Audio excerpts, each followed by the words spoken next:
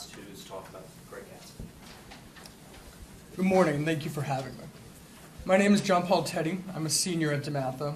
I first read The Great Gatsby in my American literature class a few years ago, and it did not sit well with me. Even in the few years since then, though, Gatsby's cultural influence seems to have only grown, and this paper grew out of my effort to understand the book and to articulate why its popularity sort of bothers me. One of the common efforts of American high school education is to compel as many American adolescents as possible to read The Great Gatsby. Dutifully distributed to class after class, Gatsby is placed among the greats of American literature, one of the few texts we all must read, or else. As a result, most of us have probably heard the typical reaction to the book. Perhaps we have had it ourselves.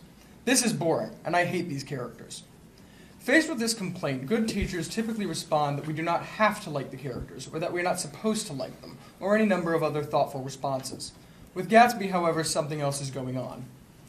Now, an unfortunate side effect of Gatsby's standardization is that it has developed a default interpretation, which goes roughly like this. J. Gatsby vaguely represents the American dream, the green light that blinks on the end of Daisy's dock represents hope, or a hope, and Gatsby is better than the other characters, because he hopes while they do not. We should aspire to be like Gatsby. There is a crucial problem with this interpretation. Gatsby dies at the end of the book. This is no small point. Gatsby hopes against all odds that he will get Daisy and she will love him again, but through the very woman he hopes for, he gets killed. If The Great Gatsby tells us we should all hope like Gatsby does, the book is telling us that what we hope for will kill us, and we should hope for it anyway, or something similarly absurd. This seems unlikely. What, then, does Gatsby mean? To answer, consider who lives and who dies. There is a clear difference. The characters who die have initiative and try to take control of their lives, while the surviving characters are fundamentally passive. Let us begin with the survivors. First, there is Tom Buchanan. An excellent football player at Yale, Tom is, quote, one of those men who reaches such an excellence at 21 that everything afterwards savors of anticlimax. And he spends most of his life doing nothing. His idleness is used to mock him. In one of the more ironic scenes, for instance, Tom says that the Nordic races have done everything important that has happened in the world.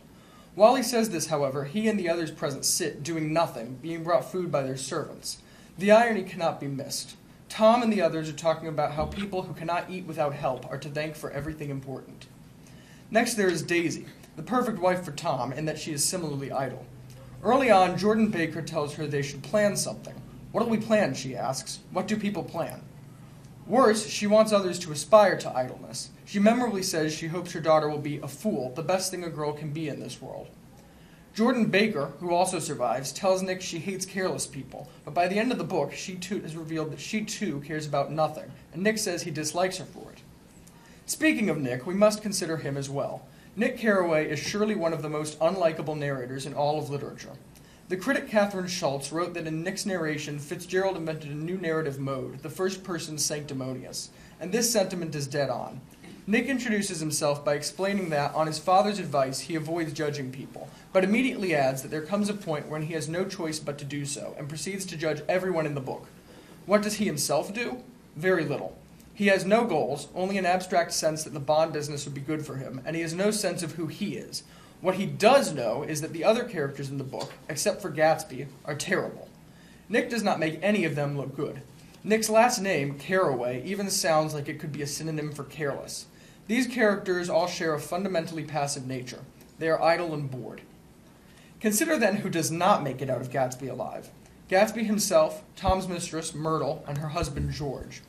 These three characters share precisely what the surviving characters lack, a sense of initiative and the will to make an effort. Gatsby works hard, albeit in an illegal trade, bootlegging, in order to get what he desperately wants, namely Daisy's love. George, upset that his wife has been cheating on him and believing his wife was killed by the man she had an affair with, attempts to punish the man he thinks responsible. Myrtle, a fierce woman, realizes she's in a broken marriage and attempts to get out of it. All of these people are brought to their end directly through their initiative. Gatsby gets Daisy, but as soon as he has her, she hits Myrtle, and as a result, George kills Gatsby.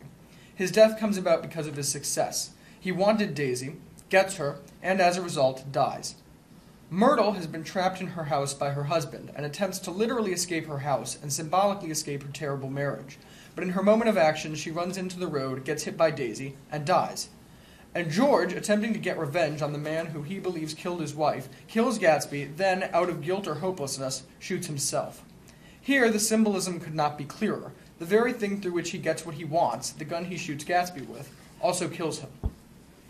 This approach also allows us to easily explain one of Gatsby's more neglected symbols, the eyes of Dr. T.J. Eckelberg.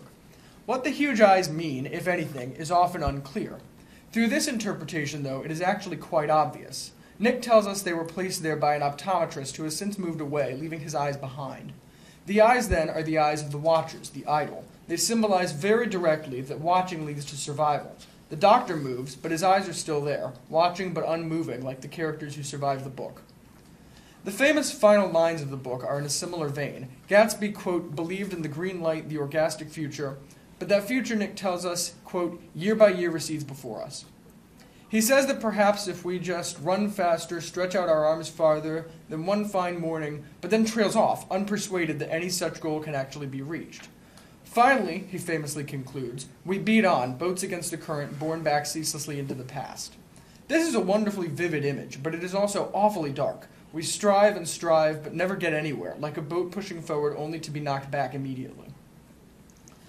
The Great Gatsby, then, seems to say that responsibility and initiative lead to death, and that goals are unachievable. The only way to survive, in the view of Gatsby, is to abdicate any duties and to never try. This message is profoundly cynical and destructive. Understood properly, Gatsby is a book which encourages people to abandon their obligations. The students with the typical, this is boring, I hate this reaction, are reacting properly, if inarticulately, to the total injustice of the book. This leads to some literary soul-searching. First of all, what does it say that The Great Gatsby is considered to be such a jewel of American literature? At the very least, it is extremely ironic. If there is a sacred idea in America, it is that we can all make a better life for ourselves and our children.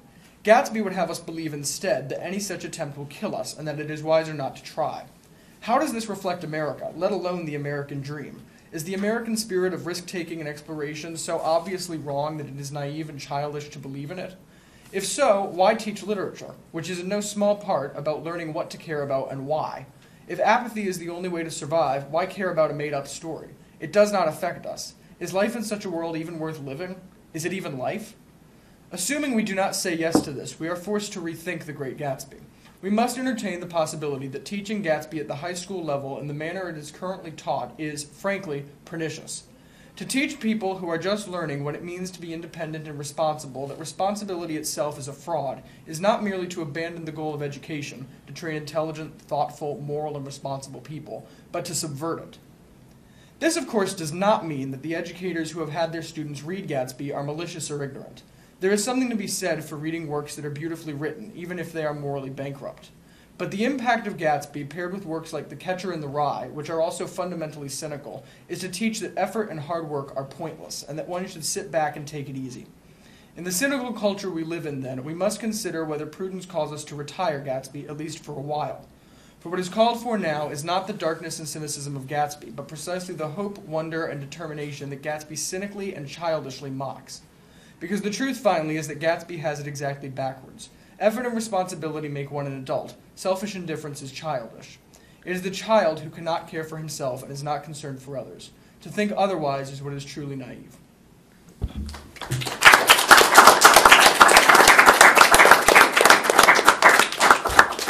Thanks to all the panelists. You guys did a great job. Technically, with this schedule, the time is up, but I would like to commandeer some.